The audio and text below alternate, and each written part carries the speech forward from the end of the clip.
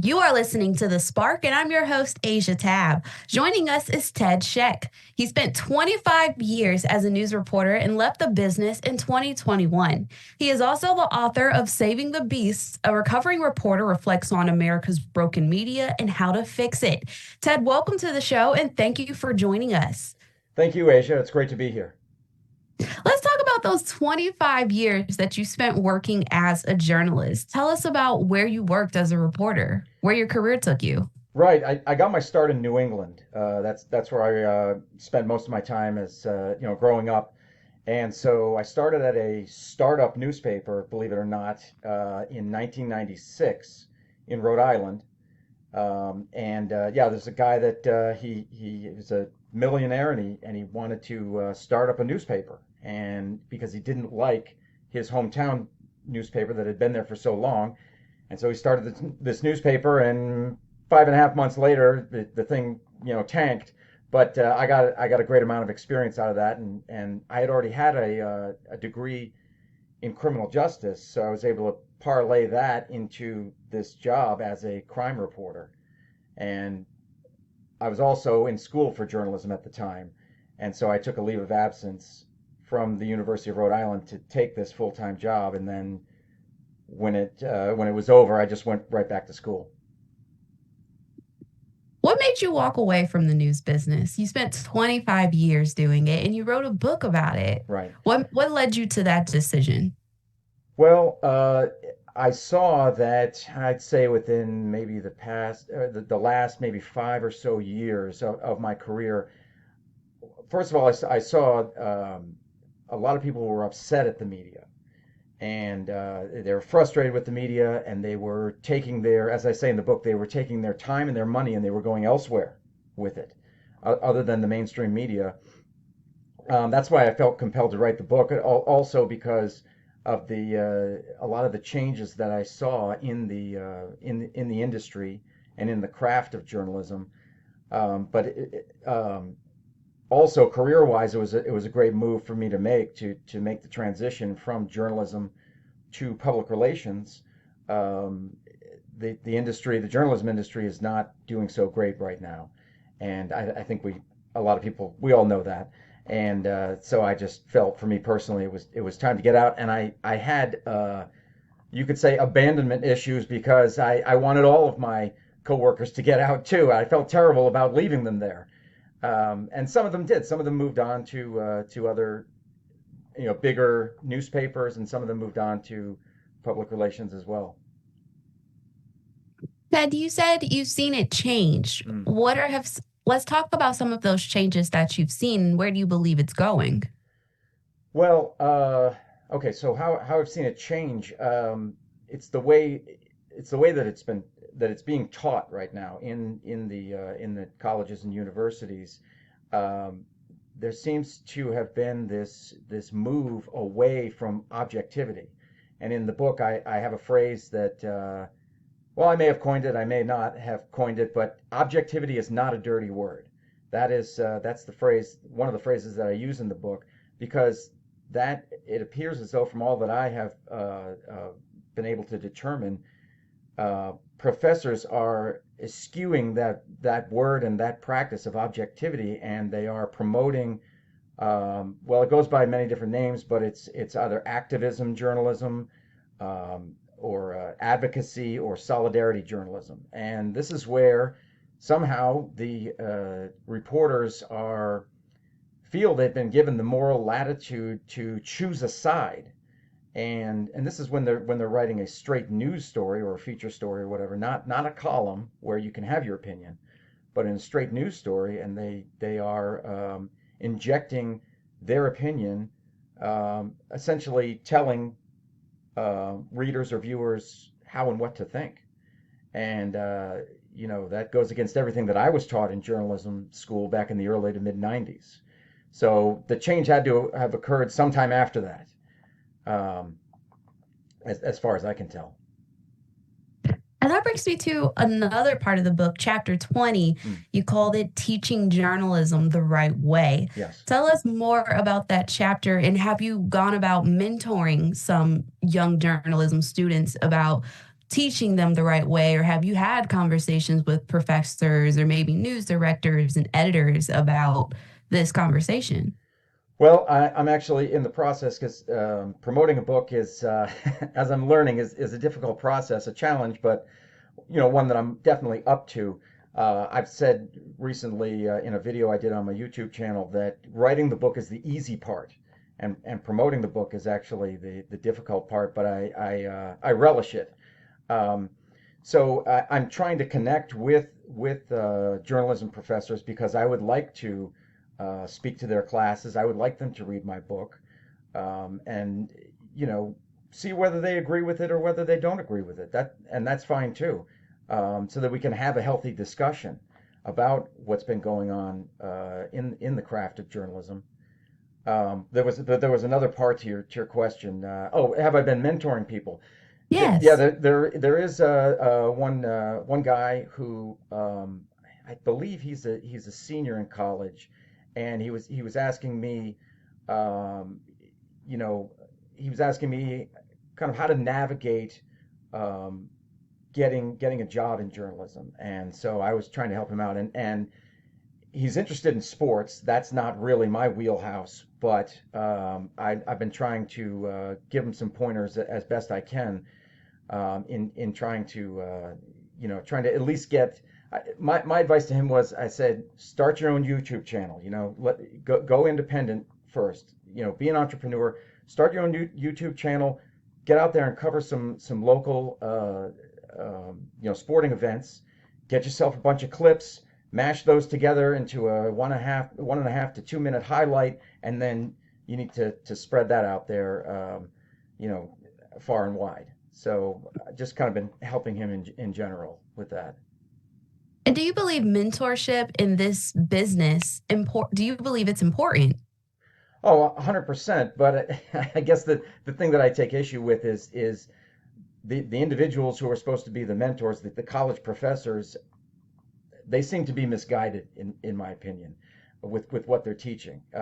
Like I said, it certainly wasn't what I was taught like I said, in the early to mid 90s at the University of Rhode Island. And it's interesting because Christiane Amanpour also went to the University of Rhode Island before I did, and yet she has taken the stance that she kind of uses this phrase or this word that didn't exist until recently, both sidesism. It just sounds totally made up because it is. Um, that's what you do as a journalist. You want to present both sides, or however many sides there are to an issue. You lay it all out there for your readership or your viewership, and you let them use their critical thinking. And if they want to investigate further, do their own research, then great. You be the jumping off point, and you say, this is everything that I know at this point in time.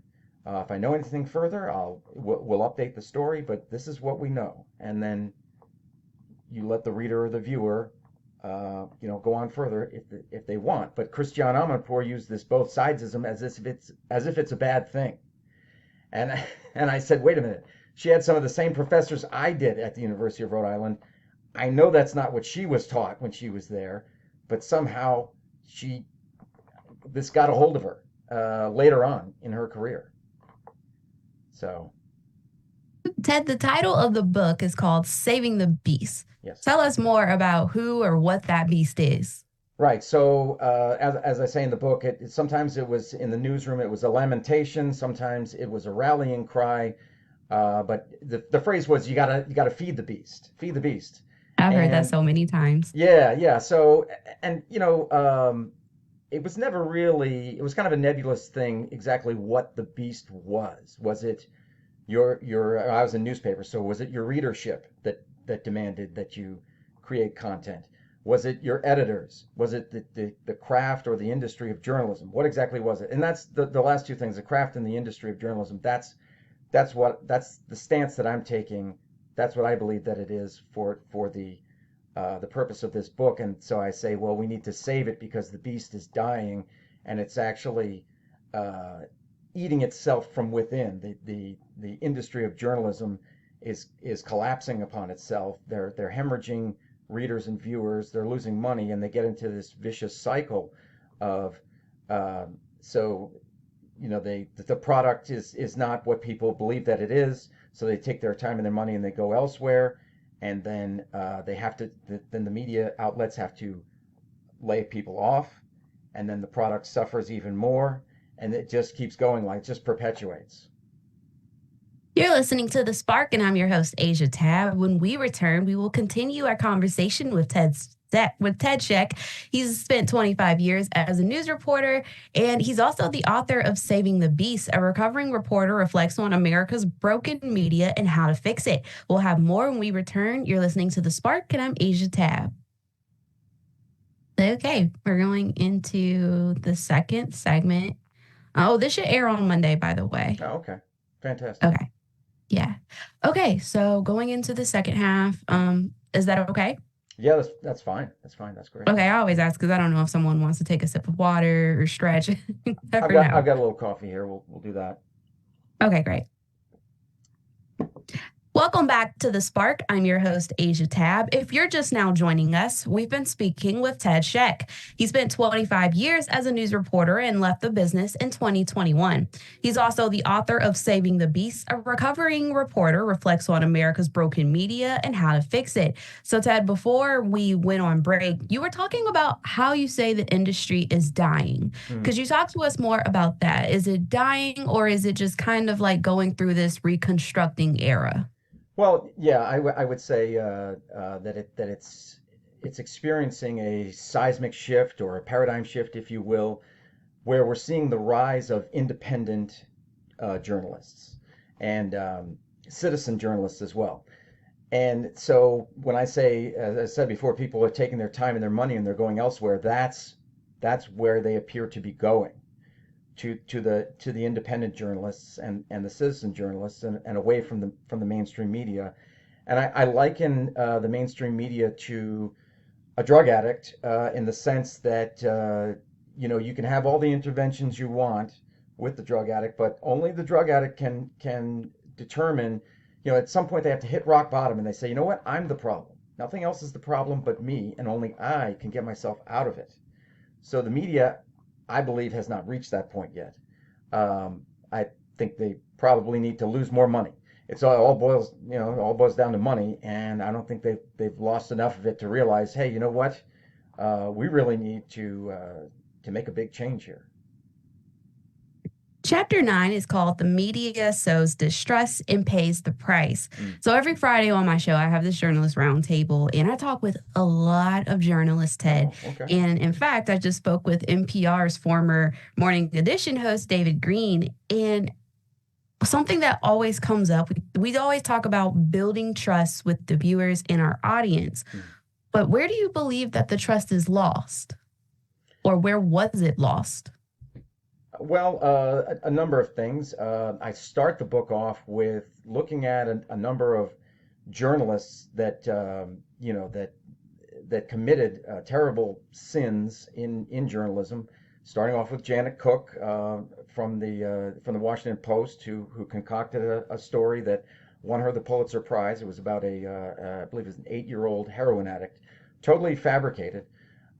So I believe that the newspapers and TV stations, cable networks, had difficulty in some way vetting people, and then maybe back to your point about mentorship, possibly didn't do the correct mentoring, but somehow these people were allowed to conduct themselves in a way that was reprehensible to the craft and the industry of journalism. So that's one factor that I talk about. But also I talk about things like the media, what I call taking the bait on certain things. So if we want to get more up to date, talking about the war in Israel and Gaza, there was a report that came out, but it was from a Palestinian source, and it had to do with, they said, oh, there was a missile that was shot and by the Israelis, and it destroyed this hotel and killed all sorts of children. Well, it turned out not to be true. But the media, instead of doing their due diligence, they just ran with it, and then they had to they had to correct themselves on that one. So they're very. It's another phrase I use in the book. The thirst to be first usually means you're going to be the worst. So they're just so hell bent on getting things out there that they don't do their due diligence. They don't check things out. They just regurgitate it, and a lot of times it has disastrous results. You called yourself a recovering reporter. And now that the book is published, how are you feeling? Hmm. Did you feel like it was kind of therapeutic when you were, writing the Yes. chapters of the book? Oh, absolutely. A big catharsis for me. And I have to say, I got that. I didn't come up with that phrase, recovering reporter. I got it from Sarah Connolly, who she was an instructor of mine in public information. And she got it from somebody else. So things are always being borrowed from one person to another, right? So recovering reporter, as if I was enduring some type of sickness, some type of addiction, and had to recover from it. Had to go into rehab, and yeah, it felt great to write the book, and I hope that other people enjoy it, and well, like the name of your show, Spark. I hope it ignites a spark, and we can talk about things further. I don't certainly expect everybody to agree with every single thing that I'm saying in there, but let's have a conversation about it because I definitely think that something needs to be done. What do you hope readers take away from the book? Well, first of all, I hope to, that in some way I've informed them, I've educated them, and I've entertained them. That's kind of my triumvirate right there. Maybe imparted some things upon them that they weren't aware of before, and because journalists are the modern day historians. That's day to day they are chronicling history, and so we do the job as we as reporters do the job that other people don't have time to do. We go down to the court and we get the affidavits and we look at the crimes and we say, oh, does this meet the threshold? Should we report on this? Other people don't do that, even though they are affidavits are public documents. They don't have time to do that. They're busy with their own lives. So it's a tremendous profession to be in. It's a burden in some ways, but I say that people have the right to know, and journalists have a duty to report. Or maybe it's the other way. Journalists have a duty to report, and the public has a right to know. I think that's the way that I put it. Um, and I came to that phrase because at some point, and this was another reason why I left journalism and wrote the book. I was told, well, you know what, we're not going to cover stories like armed robberies and shootings and stuff like that. And I was like, well, what do you mean we're not going to cover that? That's what people need to know, for situational awareness. People need to be aware of these things. But no, we're not going to do that. We're not going to use mugshots anymore and things like that. So it left a bad taste in my mouth. So it felt great to write the book for sure. Ted, do you have any favorite chapters that are just near and dear to your heart that you would like to share about? Well, let's take a look here. I just so happen to have the book right here. This is this is it's a proof copy. But let's take a quick look. I don't. I guess you'll have to edit this because I don't want to mess up the timing. Um,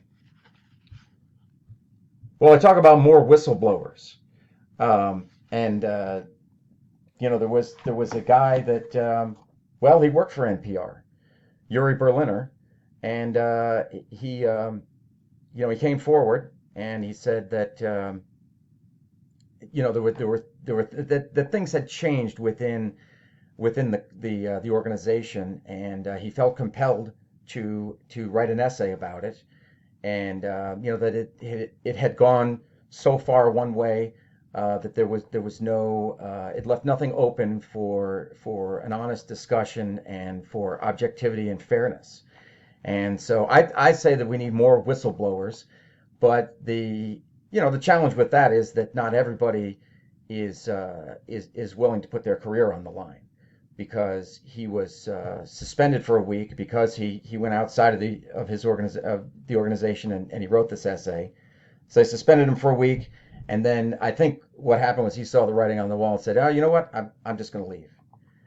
Um, and there's another guy. I don't talk about him in the book because I just became aware of him, but he's a novelist, M.C. Armstrong. His book called The Mysteries of the Haditha was up for several awards. He said, "Hey, you know what? I'm writing a career suicide note because this is the way that I'm voting in this election, and it's not the way that I typically vote, and I'm probably going to get vilified for it. So we need more whistleblowers like that. That's one of my favorite chapters. I can go over another one if you like, if that was not How have you seen the digital age play out in journalism? sure. Well, so when the internet came along, newspapers, and it's what I know best. Newspapers looked at it like, what is this strange animal here? How do we work this thing, this internet-y type thing? Um, because they were wary of it, and also I think at the same time they were like, well, this is probably a flash in the pan, because when radio came along, they said it was the death of the newspaper, and yet newspapers survived.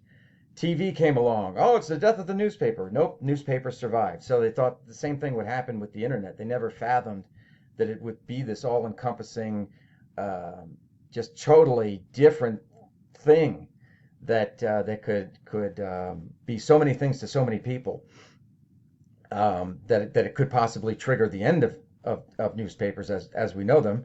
And we see that now. Anyone that is under, I would say maybe 50 or so, um, doesn't hold a newspaper in their hands anymore. They just get it on their phone or on their laptop. It's just the older generation that still likes to actually have that paper in their hands, and that they will eventually pass on, and so there won't be any need for any of the paper version whatsoever. So that is a huge change. But yeah, newspapers were slow to get on the internet, and then once they did, they didn't know how to make money off of it. They were like, oh, wait, what do we run ads? Do we do subscriptions? They've kind of vacillated with that. Um, CNN, CNN.com has said recently they're going to erect a paywall. And see, I feel maybe when the internet first came along, all of the newspapers, all the news agencies should have got together and said, okay, we're going to do a paywall. All together, 1, 2, 3, paywall. If they had done that, they might have been successful with it, but some had paywalls and some did not. And so you just went to where you could get it for free. But now CNN is doing it. Now they have the most, they are the number one news source online, at least in the United States, as far as I can tell with the latest ratings. But they can't make money off that. That just, that they have to put up this paywall. They can't. I don't know. It's a bit confusing to me. I don't know that the paywall is gonna do very well for CNN.com. Ted, is there anything that I missed that you would like to put out there? Oh, yeah. Chapter 11 is dreams don't pay the bills. So that is about how journalism is the most regretted major among yes, among graduates. Somebody out there somewhere did a poll, and that is the most regretted major, among graduates, more than anything else, by a lot, and that's unfortunate. It really is, because it's a noble profession, but um, it's one that's never. And I don't know. The follow-up question was never asked. Why? You regret having that major, but why do you regret it? That's the key follow-up that I don't believe was asked. And so we need to know why, if we want to, try to turn that around. One thing, I think that I've heard over the years is money. You can't make a living. It's hard. It's very difficult to make a living, unless you're single and you're willing to travel all over the country. Oh, there's a good job over in California. Well, I'll do that for a couple of years. Then I'll bounce over here to Virginia, and because that they're giving me a better offer, and then you can bounce around the country if you're single, you don't have any kids, you're not married. It's good for that, but you can't make a lot of money off of it, and because journalists feel called to the profession, they're willing to work for peanuts, and that somehow needs to change. I think management ownership takes advantage of that. They know that, and they seize upon that, and they say, oh well, we'll just give them a 1% raise this year, and they'll be okay with that. So yeah, that I believe needs to change. Thank you so much, Ted, for being here with us today. Thank you, Asia. I really appreciate it.